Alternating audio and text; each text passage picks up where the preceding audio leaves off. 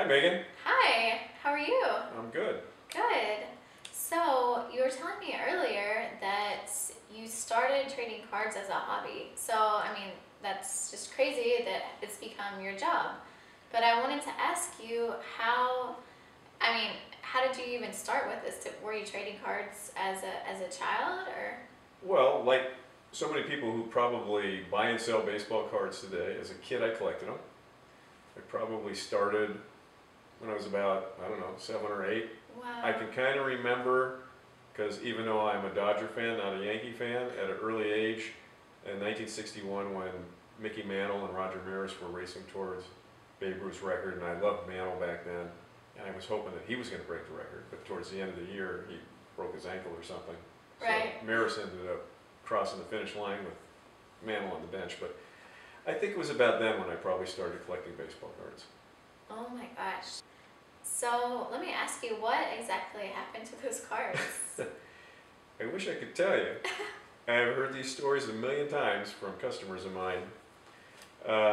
We lived in Los Angeles, and in Right. 1971 we moved down to Orange County. Now, I collected stamps, I collected coins, and I collected baseball cards. Okay. Now, I know what happened to the stamps, and I know what happened to the coins, but after we moved from Los Angeles in 1971, I never saw the baseball cards again.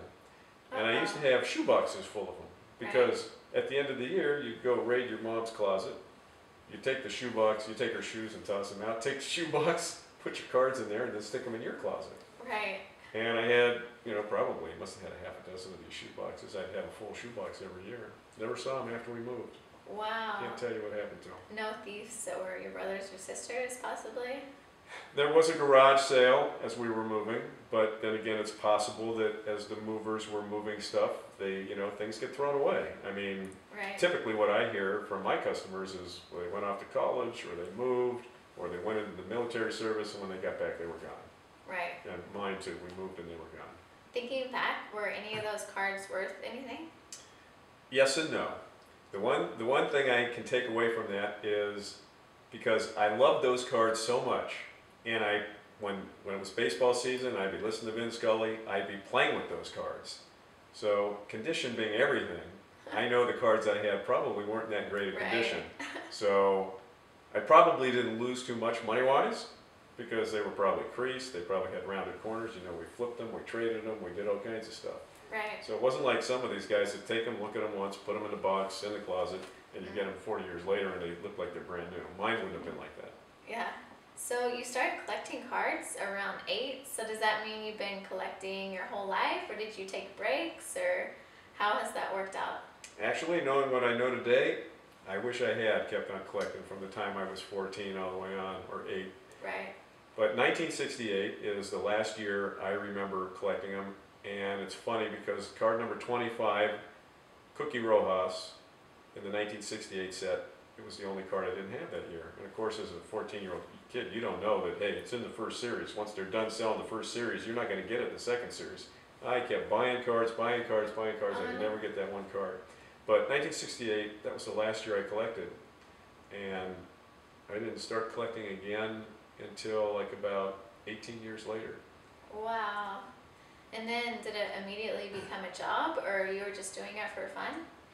Actually, I was in another business, and one of the guys that was working with me, he was really into baseball cards, and he kept coming into my office, and Dave, look at these price guides. Look at the prices. They're going up every month like crazy. And I'm going, let me see that, And I still remembered the guys that I liked, Sandy Koufax, Mickey Mantle, so I went to a card show with them. Right. And I thought, hey, I'm going to get back Nolan Ryan and Sandy Koufax and Mickey Mantle, and I'm looking, I'm like, Jesus, $50, $100 a card. I go, that's crazy. I don't want to pay that kind of money for these cards. Yeah. So I'm thinking, well, how am I going to get these cards without spending a fortune? So I got an idea. I said, I know what I'll do. I'll put an ad in the paper, and I'll start buying people's collections. I'll take what I want, and I'll sell the rest. And that's how I became a dealer. Okay, so I'm curious about these car shows. What goes on exactly at a car show? Well, at the card shows, and back in the mid to late 80s, they had them every week. Oh, really? Yeah, you'd get a couple promoters. Okay. This is when the Nationals started. They'd rent a big room at a hotel usually, and they'd set up 50 or 100 tables. They'd advertise in the local paper. They'd get a bunch of dealers setting up, okay, their cards out there. Sometimes they'd get some of the ball players to come and sign autographs. And people would come, they'd line up, they'd get autographs, they were going around, the cards were going up in value so fast people would buy anything, even things they didn't want, because they knew they could turn around and sell it for double in a month or two. Wow. Okay, so let me ask you, how did you get all these cards that you were bringing to the trade shows? Well, as I mentioned, I started running ads in the paper. Right. And back then, I mean, I'd get phone calls every day. Sometimes I'd go on 2 appointments a night, Wow. driving all around Los Angeles, buying cards here, a collection there. I might spend several $1,000s during the week, and then I'd go set up at a trade show, get a couple $1,000s back, the inventory was growing, and I'd go out the next week and spend it again. Next thing you know, I was like building up this big inventory. Of course, back then it was just stuff basically from the 50s and 60s, Right. standard stuff, tops, nothing exotic like the type of cards that I deal in today. Right. So, I know that you have a huge internet presence. So how did that come about? I mean, how did you get more of a presence than your competitors? Can you tell me a little bit about that? That was kind of dumb luck, Okay. but maybe not so dumb. Right time, right place. I had gotten in business with a friend of mine in the mid to late 80s, so I put the cards aside. The business, for whatever reason, about the mid 90s, we kind of at a point where we decided to separate, and I started looking into other things, and I found the internet was in its infancy at the time, and I learned how to develop web pages, and I was selling websites and web pages to people. And as an afterthought, I thought, well, gee, I've still got like this closet full of baseball cards. Why don't I just try putting a couple of them up in the news groups or something like that and see if anybody will buy them. Yeah. I put them up and boom, they were selling like hotcakes right away. Oh There my was hardly gosh. anybody else doing it. I was selling $50, $100, $150 a day worth of baseball cards without even breaking a sweat. So I thought, well, the heck with selling websites to other people. Let me build one for myself. And I started in 1996. The site started, and we went up online. And along with building the site, I did a lot of search engine optimization. That's what they call it today. But I would, submit my site to the search engines over and over again every month.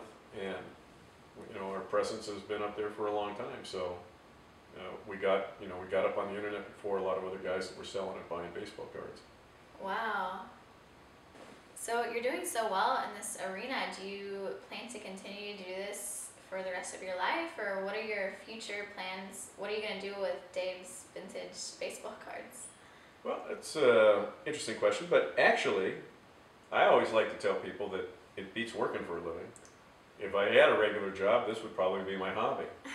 So I don't see any reason to stop doing this. As long as people Right. want to buy the baseball cards that I have and put online, I'll continue to sell them to them. Yeah, absolutely. So no, I really like doing it, and I don't have to work long hours. It gives me a chance to run around and travel and do things I like to do, and I have a nice collection of cards. So I guess, yes, I'll continue to do this as long as I can. Absolutely, I don't blame you. I don't think any other guy would blame you either. Well, best of luck. Thanks a lot.